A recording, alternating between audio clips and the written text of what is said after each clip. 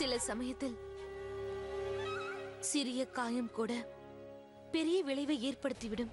அதே போல நமது நெற்றியில் பழைய காயங்களுக்கு பழி வாங்க இது போன்ற புதிய காயங்களை சுமக்க வேண்டியிருக்கிறது.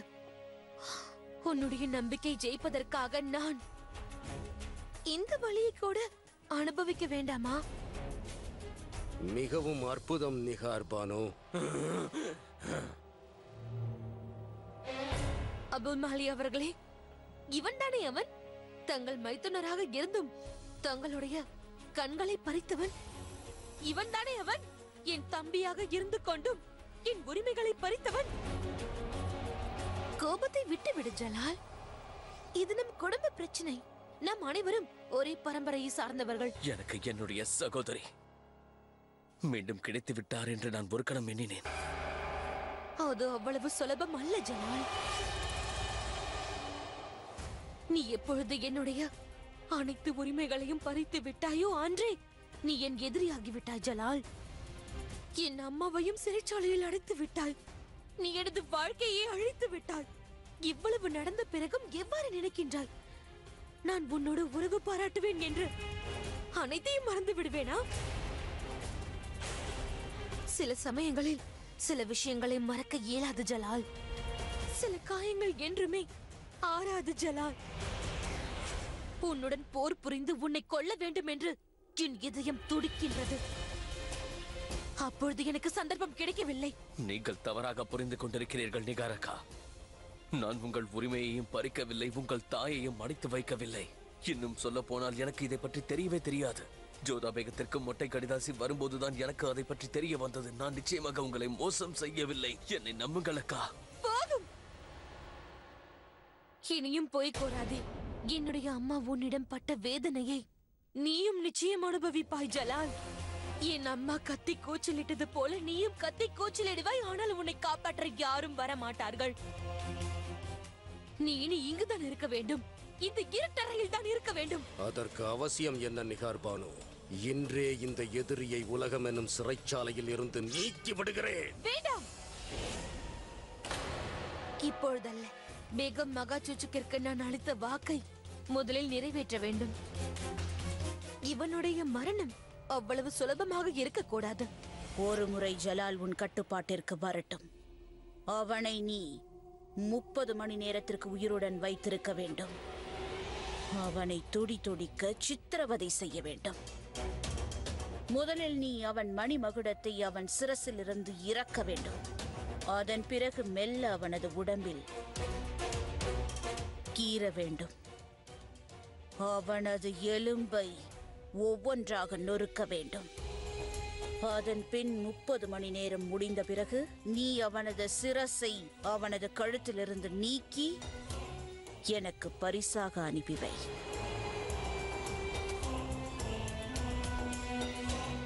அவன் இறப்பதற்கு முன்பு குறைந்தபட்சம் 100 முறையாவது இறக்க வேண்டும்.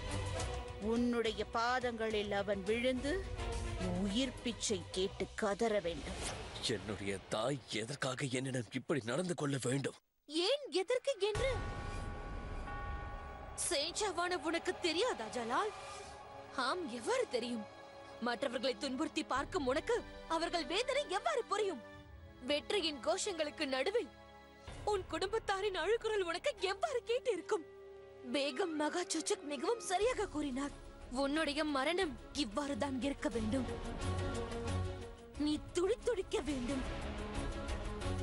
அபுல் மஹலி அவர்களே, பேகம் மகாச்சுச்சுக் கிட்ட கட்டளையை கேட்டீர்கள் அல்லவா? பிறகு ஏன் யோசிக்கிறீர்கள்? அவனை மண்டியிட வைத்து உயிர் பிச்சை கேட்க வையுங்கள். இந்த உலகத்தையே கையில் வைத்திருந்த சேன்ஷா ஒரு கொடூரமான சாவை சந்திக்க போகிறான்.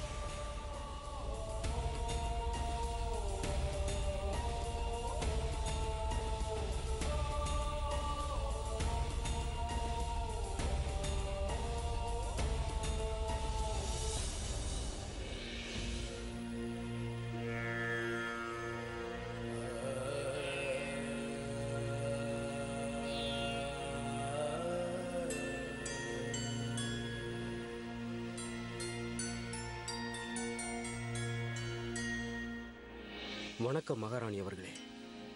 தொடர்மல் அவர்களே, உள்ளே வாருங்கள்.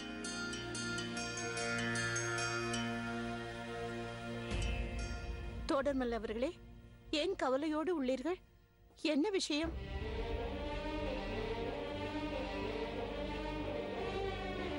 ஒரு பிரச்சனையும் இல்லையே தொடர்மல் அவர்களே. ஏன் அமைதியாக இருக்கிறீர்கள்? என்னவாயிற்று? கூறுங்கள். ஷெஹன்ஷாவிற்கு ஒன்றும் பிரச்சனை இல்லையே. எவ்வாறு உங்களிடம் கூறுவதென்று எனக்கு புரியவில்லை. எனக்கு கிடைத்த செய்தி என்னவென்றால், ஷெஹன்ஷா எதிரிகளிடம் சிக்கிக்கொண்டார்.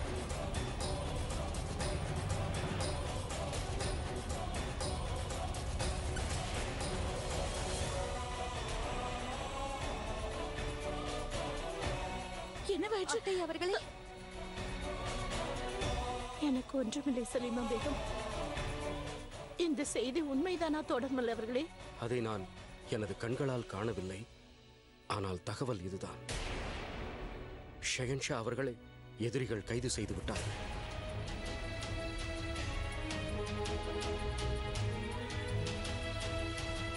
தொடர்மல் அவர்களே, தாங்கள் என்ன கூறுகிறீர்கள் என்று தெரிகிறதா? தங்களுக்கு ஷெஹன்ஷாவை பற்றி சரியாக தெரியாது. அவரை யாராலும் கைது செய்ய முடியாது. பேகம் ருக்கையா சரியாக கூறுகிறார் தொடர்மல் அவர்களே. நம் ஷெஹன்ஷாவிற்கு முன்பு யாராலும் நிற்க முடியாது.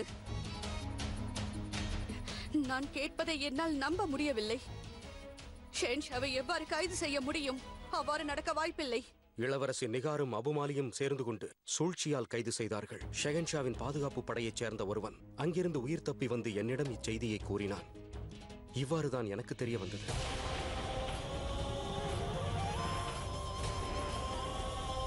அவன் என்ன கூறினார்? அவன் மிகுந்த காயத்துடன் இறப்பதற்கு முன்பு கூறியது, இப்போது நாங்கள் உங்கள் அனைவரையும் ஒரு பாதுகாப்பான இடத்திற்கு அழைத்துச் செல்ல வேண்டும். இப்பொழுது உடனே நீங்கள் அனைவரும் புறப்படுவதற்கு தயாராக இருங்கள். நான் அதற்கான ஏற்பாடுகளை உடனடியாக செய்தாக வேண்டும். இல்லை, நான் ஜலால் இல்லாமல் இங்கிருந்து செல்ல மாட்டேன். ஆனால் மகாராணி அவர்களே. தொடர்மல் அவர்களே, உங்கள் பாட்ஷா எதிரியினுடைய கைகளில் சிக்கிவிட்டார். ஆனால் போரானது இன்னும் முடிவுக்கு வரவில்லை. ஜலால் என்ற சிங்கத்தை பெற்றெடுத்தவள் நான். ஒரு கோழையை போல் இங்கிருந்து நான் ஓட மாட்டேன்.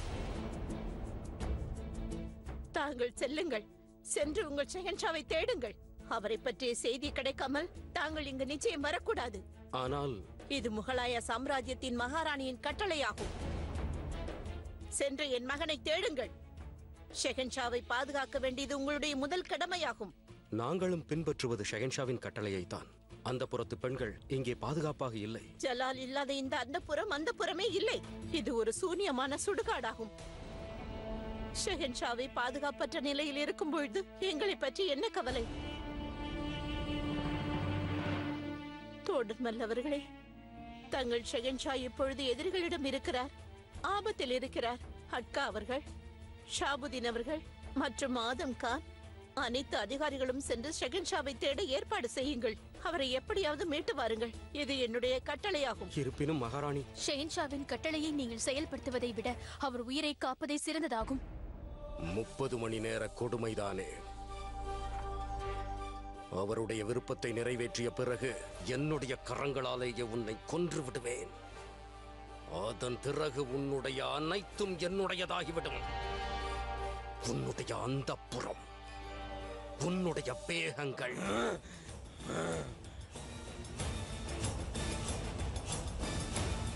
நீ என்றும் உண்மையான வீரனைப் போல் நடந்து கொண்டதில்லை அபுமாலி. நீ ஒரு கோழையான தொடை நடுங்கியாவாய். எந்த பேகங்களை பற்றி பேசுகிறாயோ அவர்கள் வீரனின் மனைவி ஆவார்கள். ஒரு முறை நீ அங்கு சென்று பார். பிறகு உன் நிலைமை என்னவாகும் என்பதை உன்னால் யூகித்து கூட பார்க்க முடியாது. உன்னுடைய பேகங்கள் மெலிந்த கரங்களில் எவ்வளவு வலு உள்ளதென்று பார்க்க விரும்புகிறேன். அந்த கரங்களை பற்றி இழுத்துச் சென்று பஜாரில் நிறுத்தி வைத்து விற்கவில்லை என்றால் என்னுடைய பெயர் அபுமாலி அல்ல. இப்போதே நீ என்னை கொன்று விடுவதுதான் உனக்கு நல்லது அபுமாலி. ஏனென்றால் நான் பிழைத்து விட்டால் உங்கள் அனைவரையும் நிச்சயமாக கொன்று குவிப்பேன்.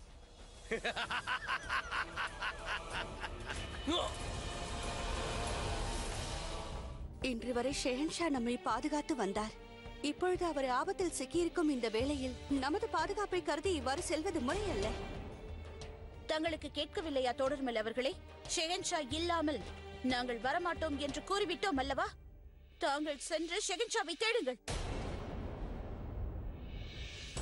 நீங்கள் அனைவரும் உடனடியாக சென்று ஷெகன்ஷாவை எப்படியாவது விடுவித்து வாருங்கள். இது முகல் தலைமையின் கட்டளையாகும். சித்தம் மகாராணி அவர்களே. தாங்கள் எதற்கும் கவலைப்படாதீர்கள் மகாராணி. நமது ஷெஹன்ஷாவிற்கு எதுவும் ஆகாது. ஜலாலை எதிர்ப்பது அவர்கள் அழிவை அவர்களை தேடிக்கொள்வதற்கு சமம். ஷெஹன்ஷாவின் உயிரை குடிக்கும் வாளை இதுவரை இந்த உலகத்தில் செய்யவில்லை. ஷெஹன்ஷாவை அடைத்து வைக்க வலிமை நிறைந்த சிறைச்சாலை இன்னும் உருவாக்கப்படவில்லை. நம் ஜலாலுக்கு எதுவும் நேராது.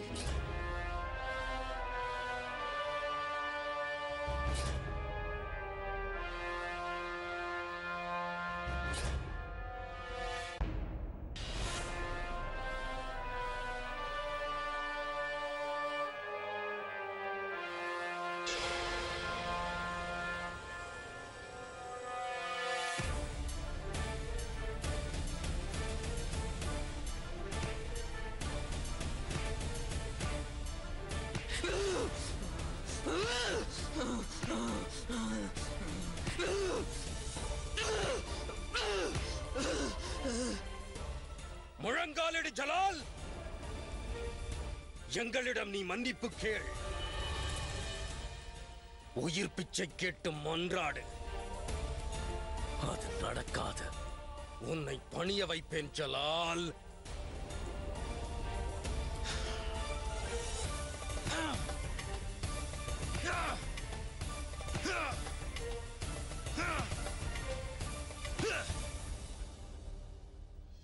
உன்னால் எவ்வளவு முடியுமோ அவ்வளவு தாக்கிவிடு அபு மாலி.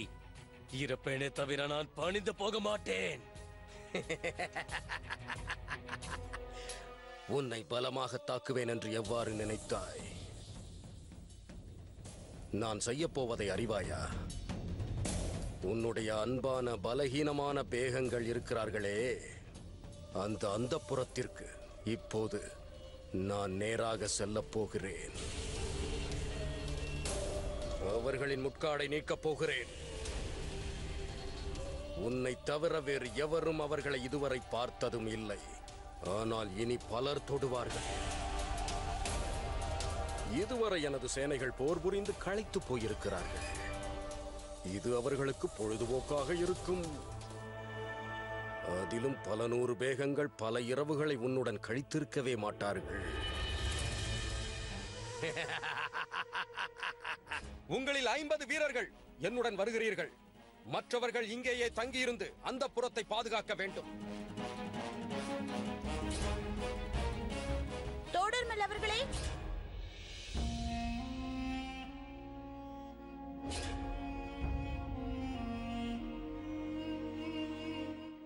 தோடர்மல் அவர்களே, நாங்கள் உங்களிடம் ஒன்று கூற விரும்புகிறோம். தோடர்மல் அவர்களே, தங்களுடைய கடமை என்னவென்று தங்களுக்கு நன்றாக தெரியும். இந்த சூழ்நிலையில் என்ன செய்ய வேண்டும் என்பதை நான் உங்களுக்கு சொல்லித் தெரிய வேண்டாம். ஜலாலை பற்றி எனக்கு மிகவும் கவலையாக உள்ளது. அதனால் அனைத்து சேனைகளையும் உங்களோடு அழைத்து செல்ல வேண்டும் என்று நாங்கள் விரும்புகிறோம். ஏனென்றால் ஷெஹன்ஷா கிடைத்துவிட்டால் எங்கள் பாதுகாப்பிற்கு எந்த பங்கமும் இல்லை. நான் தங்களுடைய உணர்வுகளை மதிக்கிறேன் ஜோதா பேகம். ஆனால் இது போன்று அந்த புறத்தை பாதுகாப்பு இல்லாமல் விட்டுச் செல்ல இயலாது. தோடர்மல் அவர்களே, நாங்கள் பெண்கள்தான். ஆனால் தேவை ஏற்பட்டால் வாளை ஓங்கவும் நாங்கள் தயங்க மாட்டோம். உயிரை துறக்கவும் தயங்க மாட்டோம். இந்த நேரத்தில் அவசியமானது ஷெஹன்ஷாவுடைய பாதுகாப்பு தான். ஆகையால் அவரை அழைத்து வந்தாலே போதும். ஆம், நீங்கள் அனைவரும் அங்கு சென்ற பிறகு நிலைமையை உங்கள் கட்டுக்குள் கொண்டு வர முடியாவிட்டால் பிறகு அனைவரையும் அழைத்து செல்லுங்கள். ஆம் தோடர்மல் அவர்களே, வீரர்களின் தேவை இங்கு இருப்பதை விட அங்கே அதிகமாக உள்ளது. இவர்களை உங்களுடன் அழைத்துச் செல்லுங்கள். சரி, இங்கிருந்து பெரும்பாலான வீரர்களை நான் அழைத்துச் செல்கிறேன். இருந்தாலும் பாதுகாப்பிற்காக சில வீரர்கள் இங்கேயே இருப்பார்கள். நான் உங்களுக்கு வாக்களிக்கின்றேன். ஷெஹன்ஷாவை உயிருடன் அழைத்து வராத வரை நான் தங்கள் முன்பு வர மாட்டேன்.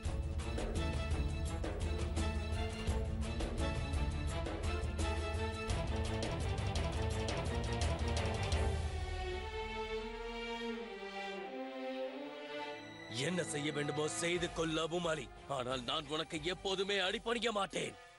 எவ்வளவு திமிர், எவ்வளவு ஆவேசம்!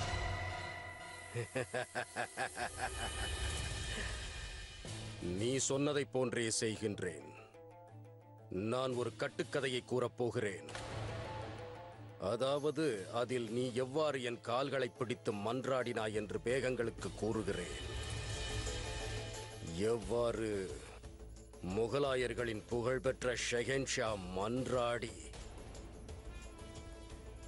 தனது உயிரையும் அந்தப்புறத்தையும் இழந்தான் என்று கூறுவேன்.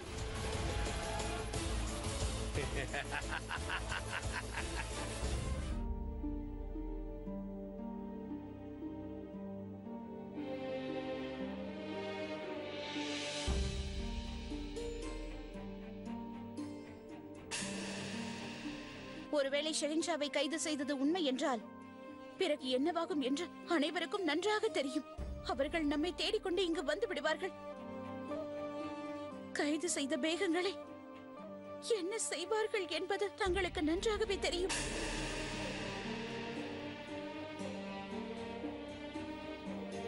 எதிரிகளின் படையினர் நம்மை தேடிக்கொண்டு இங்கு வந்து விட்டார்கள் என்றால் நாம் அனைவரும் இந்த விஷயத்தை பருகியாக வேண்டும்.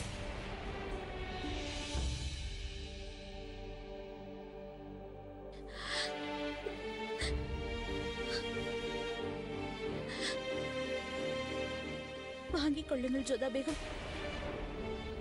இல்லை ருக்கையா பேகம், நான் விஷத்தை குடிக்க மாட்டேன். ஜோதா பேகம், புரிந்து கொள்ள முயற்சி செய்யுங்கள். ஷெஹென்ஷாவிற்கு ஏதேனும் ஆகிவிட்டால் அதன் பிறகு இந்த விஷயம் நமக்கு தேவை. வாங்கிக் கொள்ளுங்கள்.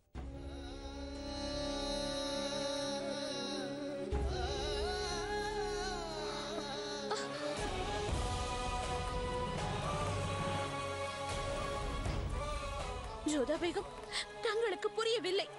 போரின் விளைவுகள் மிகவும் மோசமாக இருக்கும். அந்த விளைவுகளை படை வீரர்களை விட பெண்களே அதிகம் அனுபவிக்க வேண்டியிருக்கும். ஷெஹென்ஷாவிற்கு ஒன்றும் ஆகாது.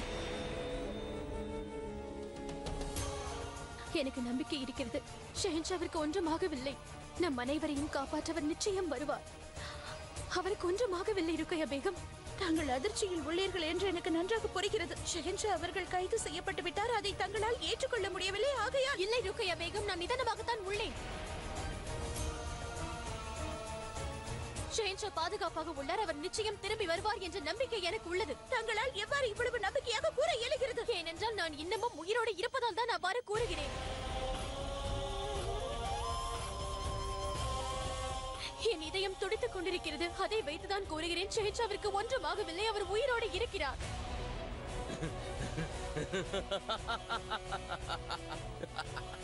எதற்காக சிரிக்கிறேன் தெரியுமா? எதற்காக என்றால் உன் முகத்தை இவ்வளவு கோரமாக மாற்றியது நான் தான் என்பதால்.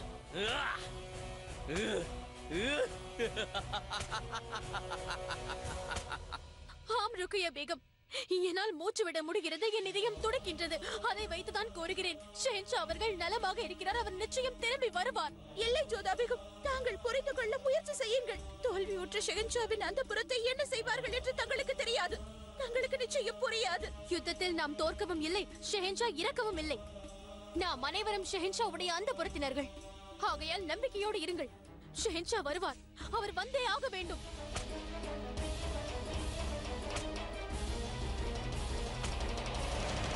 இந்த இயற்கை ஷெஹென்ஷாவிற்கு எதுவும் நேர விடாது. ஏனென்றால் நம் அனைவரின் அன்பும் பிரஜைகளின் பிரார்த்தனையும் அவரோடு இருக்கிறது. ஷெஹென்ஷாவிற்கு ஏதாவது நடந்திருந்தால் இந்த வானமே அழுதிருக்கும். சரித்திரத்தை மாற்ற வந்தவன் சரித்திரமாகி விட்டானே என்று அழுதிருக்கும். இயற்கை பேரழிவை சந்தித்திருக்கும்.